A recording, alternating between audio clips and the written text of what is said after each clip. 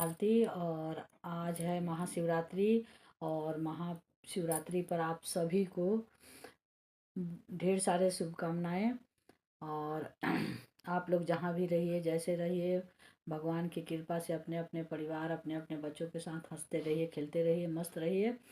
और इसी के साथ मैं एक बहुत पुराना भजन शंकर जी का गाती हूँ, तो सुनिए। आप लोग पसंद आए तो लाइक सब्सक्राइब करिए, पेज को फॉलो करिए। और गाते हैं, कोई गलती हो तो कमेंट बॉक्स में लिखिए। शिवाजी जे चलिले पूर्वी बानी जिया, लाई गईनी बजर केवार, लाई गईनी बजर केवार। अरे बारे पूर्व से आंधी अहिले पश्चिम से बाराखा, खुली गईले बजर केवार। अरे पूर्व से आंधी अहिले पश्चिम से बाराखा, खुली गईले बजर केवार।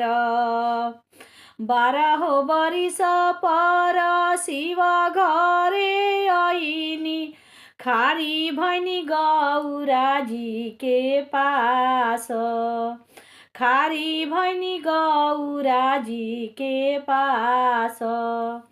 अरे हम तोई से पूछिले गौरा सोहागिनी, कैसे खुले बजर केवार, कैसे खुले बजर केवार।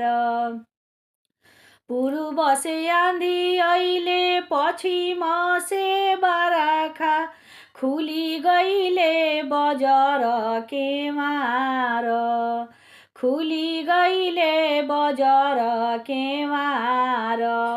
अरे तोहरे किरियवा गौरा मेना पति अइब, कड़ी हनु गंगिया विचार। अरे तोहरे किरियवा गौरा मेना पति अइब, कड़ी हनु अगिनी विचार। अरे तोहरे किरियवा गौरा मेना पति अइब, कड़ी हनु सरफ विचार। जब ए गौरा देई गंगिया नहैलु, गंगिया परेली बालु रे त, गंगिया परेली बालु रे त। जब ए गौरा देई हाथे अगिने छुअलु, लहसल अगिनी झामासु, लहसल अगिनी झामासु। जब ए गौरा देई हाथे सरफ छुअलु, सरफ छोरेला फुफुकार, सरफ छोरेला फुफुकार, सरफ छोरेला फुफुकार। धन्यवाद।